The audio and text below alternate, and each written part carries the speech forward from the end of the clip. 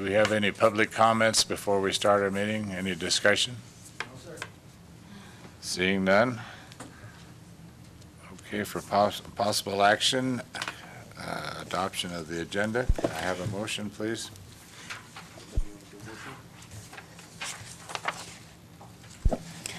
I motion to approve the adoption of the agenda. Second.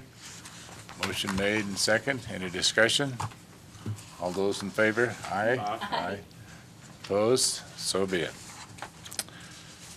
Possible action for approval of the minutes of the April 13th board meeting. Everybody had a chance to review the minutes?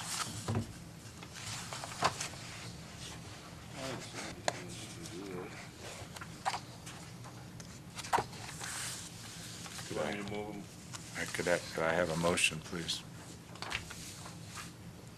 I move to approve the minutes of April 13, 2015 board meeting as presented.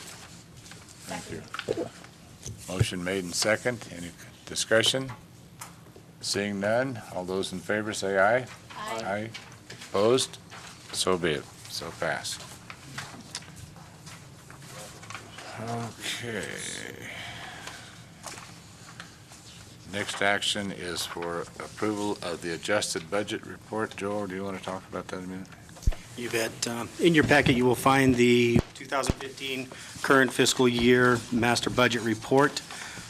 Starting on page 1, going down, this will be at 83% of reporting.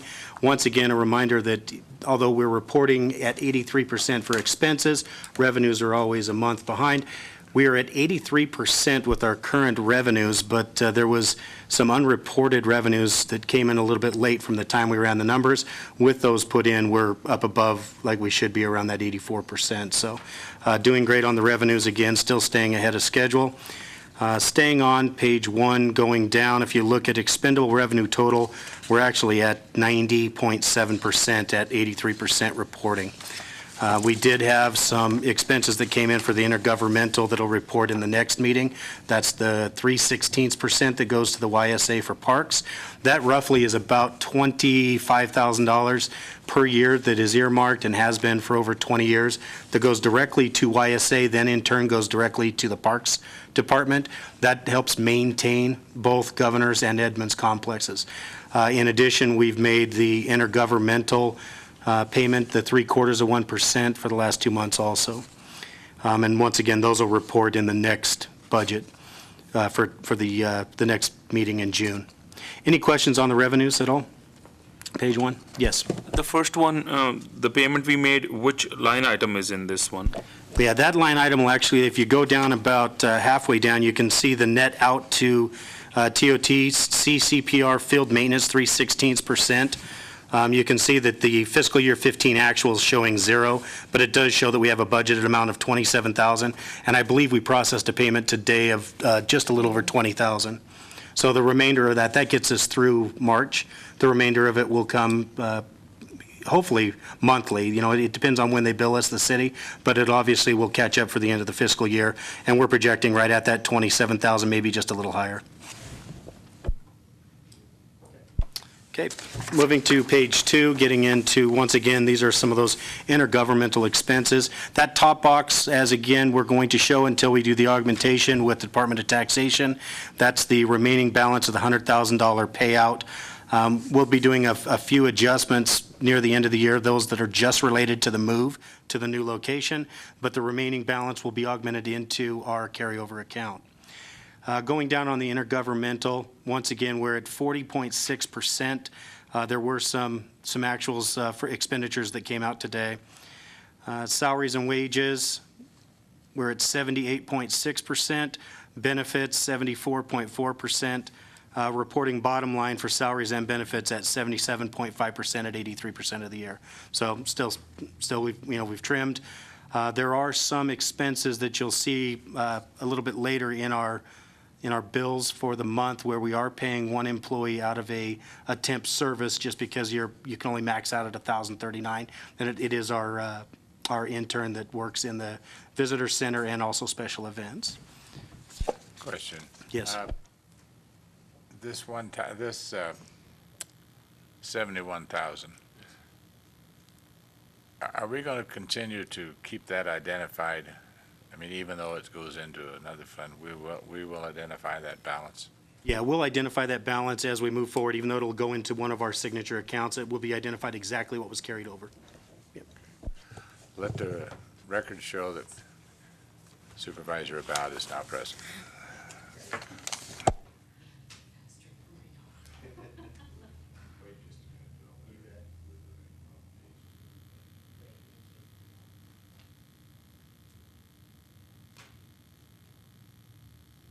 Joel, if you compare this budget with the previous year, your salaries total for, this is 9 months now, what is it? This is end of March, right? Yeah, So end of that'll be about March. 9 months, yeah. Yeah. So how does the payroll compare with the previous full year or 9-month period? Looking at the comparisons that we do year to year, our administrative budgets are lower. Our budgets for the operations of the visitor center are up a little bit. So, but we obviously see more of a significant savings when we make our cuts on the administrative side. So in comparison, we did have the full-time position, but it was reflected in the fiscal year 14 budget. So now it's apples to apples with the fiscal year 15 budget. Because your worker comp is only 53%, so I figured maybe the worker comp is based on payroll, so your payroll is less, so you have to pay less worker comp, or I don't know how you manage that, but typically it's based on the last year's payroll. So, Any other questions on, once again, we're at 77.5% with the salaries and benefits. Moving to page 3, into the expenses. Going down, once again, we're at 83% reporting. Visitor Bureau Professional Services, this includes all contract employees and contractual agreements. We're at 71.6%. Contract employees, the 0340, that's reflective of all of our marketing contract employees, and we're under that 83% at 81.9 reporting. Property Services comes in at 58.8. Visitors Bureau Other Services, this would be our insurance, dues, memberships, the passes that's a wash, those are the RTC bus passes, travel and lodging, reporting at 77.6%. The marketing and advertisement going from special events down to golf projects, where we report at 75.1%. The operating supplies coming in at 73.4. We have one red flagged item there under operating supplies where we're at 83.6%, so just above that 83% reporting. And once again, it's one of those where we've been a little bit above and we're catching back up to the 83% because we have a lot of upfront costs at the beginning of the first fiscal year, the first few months in the fiscal year. Continuing down under utilities, 55.7%. So total services and supplies, all expenses at 83% of the year, coming in at 69.7% of what's budgeted. So continuing to trim, we're going to watch what we spend, obviously, through the end of the fiscal year. Revenues continue to go up. We do have a few expenses. I had to do a little bit of office supplies today. Outside of that, other than just finishing out there are some expenses coming in to finish some grant projects. Outside of that, it's just normal operating. We're not looking at any major marketing projects or anything else coming up in the next month and a half. Any questions on the expenses at all? Okay. And once again, the last page is just based on all of the carryovers and what we use to break out the 3 accounts for Department of Taxation. And it also estimates what our projected carryover will be for the fiscal year 15 going into 16. Okay.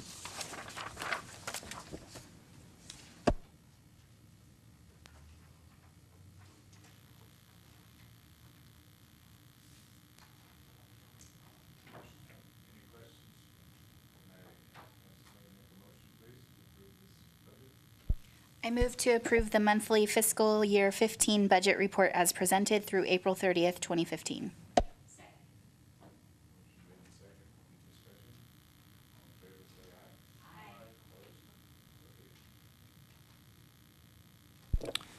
Okay, next in your packet, you'll find the next item on the agenda is for the ratifications of the monthly bills.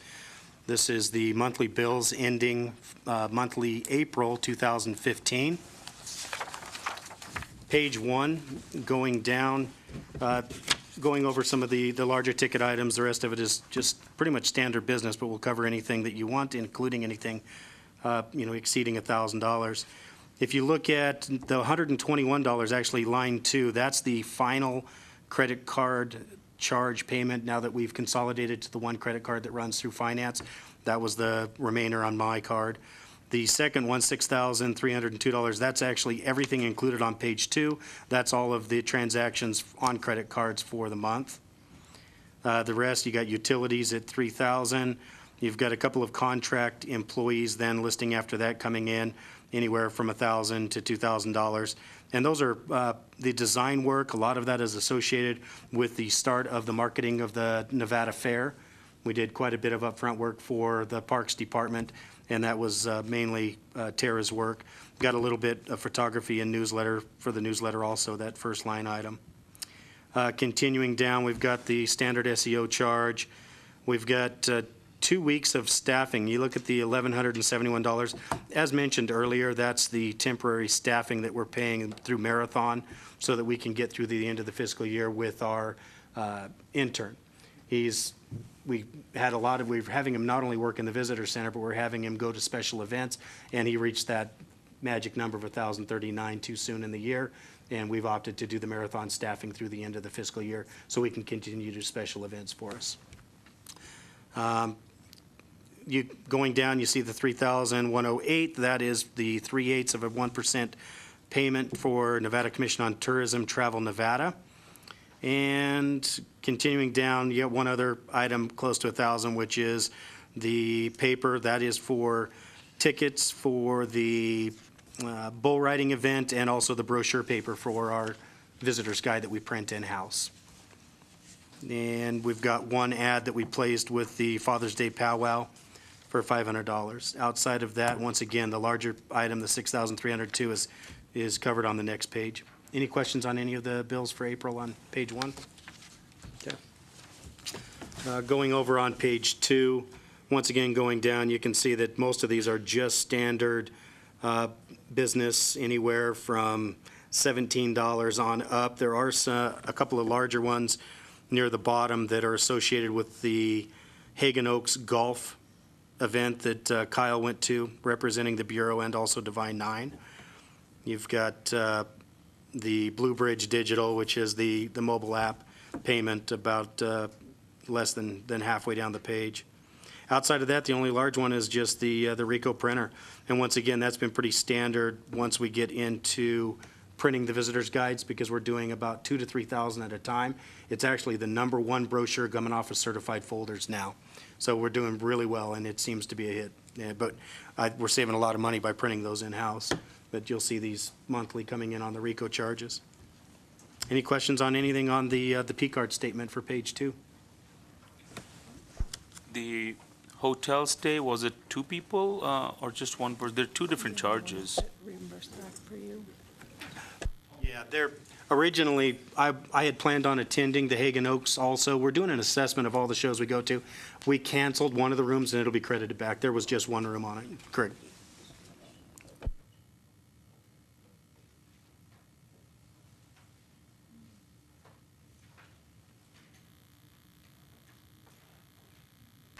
Let the record show the president is present. Sorry, everyone, for being late. Just Stan called them to take over for me early on. Okay. Yep, we just went through the ratification of the bills and entertaining a motion for approval. I move to approve the ratification of the CCVB monthly bills for April of 2015. Second. All in favor? Aye. Opposed? All right, motion passes. Thank you, Joel. And then for discussion only, your report. Moving on now for discussion only on your director's report. You'll have in your packet the numbers pertaining to the April, actually this would, room tax revenues, this will actually be through March of 2015. First, wanted to go over the visitor center activity. I did make a note there, if you notice, November 2013, which is when, November 2014 is when we started tracking the visitors coming in with the door counter. We had a total of 2,027 people come through between November 2013 and April of 2014. The same time period, November 2014 through the 6th of May, we actually had 10,566 people come through the visitor center. When you look back into our revenues and you look at the revenue projections and the fact that we're exceeding all of those revenue projections, it shows how significant the move was downtown. So getting a lot of people in, and groups, a lot of groups coming in.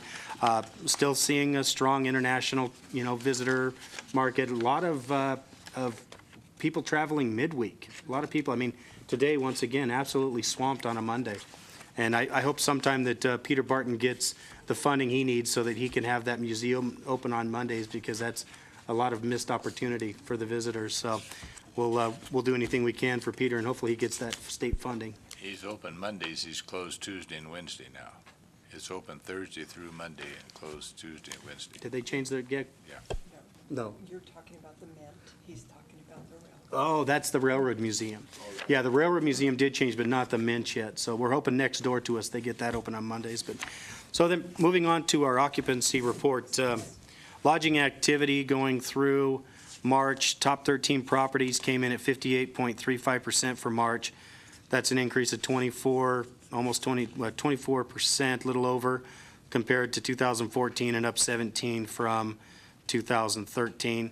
Year-to-date average, taking into consideration just the first 3 months of each one of those years, we would be up 12.3% over 2014 and up 9.4% over 2013. Year-to-date average at 49.85%. Occupancy rate for the top 5 properties on page 2, coming in at 60, just over 60, almost 60.5%. That's an increase of 27% over March of 2014 and up 9.49% over 2013. Same thing, first 3 months of each one of those years. We came in at 54.61% as the average for 2015. That's a 17% increase over 2014 and almost 6% over 2013. Average room rate for the top 13 properties in March was $62.31. That's up from $54.81, an increase of 13.69% over 2014, and up from $48.67 in 2013, an increase of 28%. Year-to-date average, we're up almost 15% compared to 14, and up a little over 22% compared to 13. Average room rate for the top 5 properties, average room rate it dropped just a little bit compared to last year. We are at $73.75, and that is actually down from $76, so a drop of 3.5%, but still up 19.5% as compared to the last legislative session of 2013. Year-to-date average was $73.54. That is still an increase of less than 1% over 2014 and up 15.29% from 2013. Total revenue now for all properties. Total revenues came in at $1,113,312.91 for March. That's an increase of 23.7% over 2014 and up 31.6% from 2013. Year-to-date average for the first 3 months, we came in just under $980,000. That's up from $819,000 the same 3 months last year, and $777,000, almost $778 from 2013. Increase of 19.5% over 14, increase of almost 26% over 2013. Total revenues for the top 13 properties came in at just shy of $1.1 million, up 26% from 2014 and up 35.23% from 2013. Same average of the 3 months, 21% above 2014, coming in at $945,000 as an average so far this year, and up 28.16% from 2013. Total revenue for the top 5 properties, an increase of 22%, coming in at just over $800,000 as compared to $654,000 in 2014. 2013 came in at $614,000, showing an increase this year of 30.48%. That's 17.5% above average of the first 3 months compared to 2014, and up just over 22% compared to the first 3 months of 2013. trailing 12.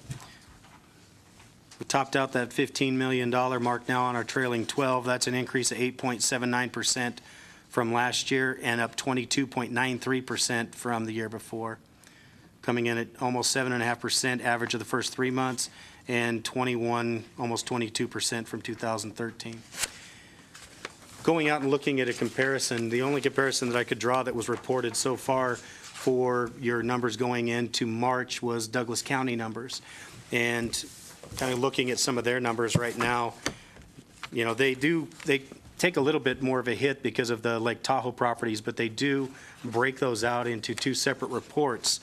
But looking at a comparison of all Douglas County properties, outside of the valley having a small increase in occupancy and revenues, they're still down. They're down almost 6% in some of their reports. Their occupancy for the valley came in at just about 40%, and occupancy for the lake came in at 50%. So if you look at, you know, the region, obviously the legislative session certainly has a positive play on it, but when you look at, I'm pretty confident that based on the numbers coming into the session and what we'll see coming out of the session, that we're doing very well. You know, we're going to continue to market towards a lot of special events. Sports tourism still has a, you know, significant draw for us, and we're starting to enter into that season. But we're out there. We're in the front of people, and people realize that we are certainly a destination for not only business but also leisure travel. So the numbers are phenomenal, doing really well. Any questions on any of the numbers reporting? I actually want to share something with Yes. you, just because we are comparing. You know, I've been in hospitality 20 years in Carson City, and 2007 was the best year, even though we didn't have the courtyard. So yesterday was the 100th day of this year, first 100 days. I did a comparison for Holiday Inn for 2007, again, a legislature year, and we are $500 from that year.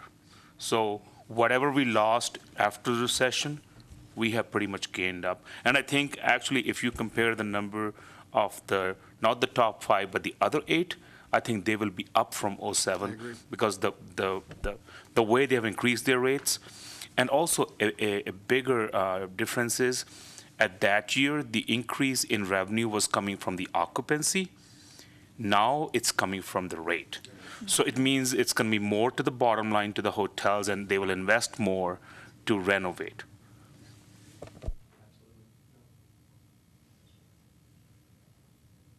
Any questions on the rest of the numbers on occupancy and revenue reports? I agree. I mean, unbelievable. When I draw back, you're able to pull out some more comparisons than what I am based on some of the, you know, archive data from the Bureau. Some of our occupancies are reported differently back then, but no, the revenues, to see the revenues up, average daily rates where it's at. I'm going to continue once again to move forward and make sure that that average daily rate in those mid-level properties get our per diem back up, and that's going to make a big difference in those shoulder seasons for us. And you know, for us in Hampton and even Gold Dust, it's really good news because 2007 we did not have the courtyard 100-room gorilla here. So now we have 100 extra rooms, and we are able to match up those numbers. And our hotels are older now than they were back in 2007, which is, you know, really good. It means there's not even the legislature. I think there's a lot of leisure demand, which is coming up earlier than previous years. And I know that when I was looking at some of the challenges I faced coming in a couple of years ago, one of those was obviously trying to find a way to make sure that that average daily rate came up. But it was alarming to do comparisons across the state at our occupancies versus some of the other communities' occupancies. As you know, we had occupancy reports of 30 and 40%, which absolutely was unacceptable as a capital city. And to see us now back up to that 70%, and things are going good. And we're going to continue to not change a thing because what we're doing right now is working, but we're going to continue to push in the same direction. So, great. Another fact was per diem was 103. It's 87. So government is benefiting, and consumer, they don't care because the gas price is low. I think soon they'll care, but it's happening that it's, you know, government is saving and consumers are spending more money to stay in Carson City.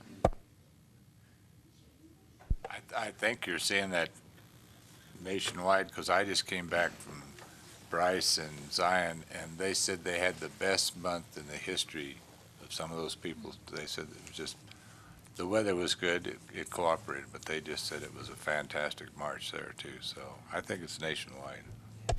Yeah, I make it a point to, at any opportunity, to talk to those that are in construction, those that are into retail sales, those that are into gaming, and just see how that feeling is of, as far as Carson City's economy. And we have an overwhelming sense of change, an overwhelming sense that things are heading in the right direction. I mean, from people pounding nails to selling goods. So things are definitely changing in our community. Okay, moving forward, I do have the signed copy, and it's been forwarded and sent over for the MOU for the mountain bike event. We're still not going to do a full announcement of the event. There will be an announcement at the corporate level that will happen in September, and I can tell you that we need to wait with bated breath because it's going to be pretty exciting. It's only going to be bigger than what we all anticipated. So I am going to look at the end of May, a couple weeks from now. I'm going to go to the event in Grand Junction. Grand Junction actually did a downtown project during the midst of introducing the same mountain bike event, and I want to see some of the challenges that they faced during that process. Also want to see the logistics behind the scenes, because this is what we're trying to get to, is where they're at now with the Grand Junction ride, which is a $4 million economic impact for the community. So I'll be able to report in June at our June meeting, which is going to be June 8th. And that's one of the last things on my report. Wait, one question, Joel. Yes. So everyone knows about the mountain bike. I mean, it's public now, right? It's So public. so this full announcement, is that there's more like a presentation they're going to do? Yeah, it'll 'Cause I'm a little confused, because it's all out there. so I It don't know what is. kind of It full is out announcement we're there. talking about. We all gave enough little bits and pieces of this major mountain bike event. What I'm not doing yet is. I'm sorry, do we know the dates of the event? Has that been determined It'll be yet? the last weekend in June of 2016. Last weekend in June of Yeah. 2016. And what we're So it's waiting all for out now is the announcement actually to come at the corporate level from those that are putting the event on. I do have, I've put together and submitted all of the grants required for our side of this event. The city has signed and earmarked within their budget their portion of this event, so we're moving forward and we're going to make this happen. And I think what'll come as an announcement, I'm thinking in September, we'll actually just show it'll be the done deal, and it'll show at the corporate level of what's happening with this event. It's going to be big. So do we pay our hosting fee? Do we wait till we see if the grants have been approved, or do we pay the money, get reimbursed, or does that? Yeah, the grant will just be a supplement for what we're doing. I've actually put it into the fiscal year 16 budget. If we get that money back, it's going to allow us to do that. So, yeah, no, we're fine on it. Yeah. So Joel, it's the 30,000 that we're committing, and then the grant is over and above that? Yeah, we're actually, we're in for a total of 50,000. We're getting 25,000 back on grants. If we don't, I still have that line item for special events. The 30,000 is that for in-kind services coming from the city. I don't know that they're necessarily going to spend the 30,000, because the in-kind services will be the road closures and the street barricades and everything associated with the race. The race will start downtown and head up all of the streets up King Street and up into the trail systems. Would you mind clarifying that with Nick Morano? Because he was confused, and it was confusing because in our minutes, it talked about the 30,000 commitment, not 50,000. So, and he thought he'd heard that number, 50, so. Absolutely, I'll follow up. Okay. Okay, I do have to report, as far as one of the other items on the agenda, Kyle is out of town, and Kyle's been spending a lot of hours with some of the shows over the last couple weeks, and I did give him the day off. So we're going to move our marketing report with Kyle to the next meeting, which is June 8th. Both Kyle and I will be presenting at the Nevada Economic Development Conference. We talked about this last month. I'll be doing a segment on building a sports destination for your community. Kyle will be partnering with Caitlin from Travel Nevada and talking about the social media aspects of tourism. They've got different platforms, and we're both presenting in the platform of tourism. I'm excited to say that with my background on the sports tourism, I've always used the methodology of collecting and reporting that data from Dr. John Crompton, and Dr. John Crompton is actually one of the presenters at this conference, so I'm excited to see him again. It's been nearly a decade, so hopefully I'll see if I've missed anything in the changes over the last decade in reporting, but it's once again a conservative report to reporting economic data based on tourism. And That is it for the report. All right. Any public comment? All right. Any board comments or announcements? Nothing special. All right. Possible action to adjourn. So moved. All in favor? Aye. Opposed? Motion, meeting is adjourned. Thank you, everybody.